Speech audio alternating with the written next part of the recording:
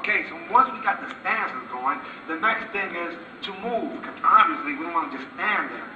So, an easy way to remember how to move will be looking at an actual clock. Not a digital clock, of course, but a clock that has number 12 in the top, 6 in the bottom, 3 and also 9, or vice versa. So, you move the foot closest to the direction where you want to go. So if you wanted to go forward, you move your front foot first. If you wanted to go back, you want to move your back foot first. If you want to go to the right, you move your right foot first.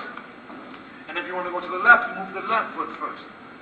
It's extremely important that you have what is considered balance, which will also be, right? You got to have balance. Because without balance, even if you make contact, you will end up falling. And that's not a smart thing. We want to prepare ourselves for any given situation, whether it's in a tournament aspect of fighting or even in the street. So I do not recommend us throwing ourselves on the floor. A lot of people don't have these basics in footwork, so that's the reason why they, at times, instead of moving out the way, they throw themselves onto the ground. Not highly recommended. Okay, so again, here we go. And you guys can do along with me. Now I know, in your case, 12 o'clock will be behind because you're facing me. This is my 3 o'clock, that's your 9 o'clock. But I'm going to use my clock, meaning because I'm looking directly at you. And that's what I want you guys to do.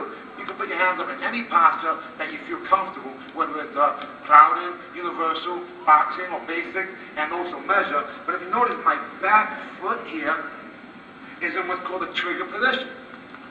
In order for you to be able to move at maximum speed, you will have to eventually get into what's called a trigger.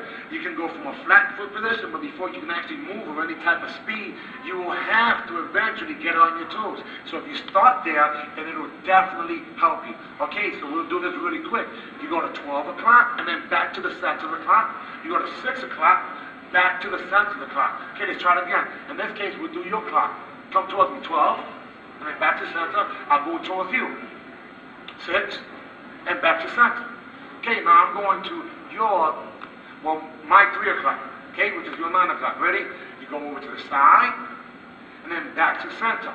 Then the opposite, to the left, your case is right, and back to the center. Seems a little confusing, but the easiest way to remember is that if you're going to your left, you move your left foot first. If you're going to your right, you move your right foot first.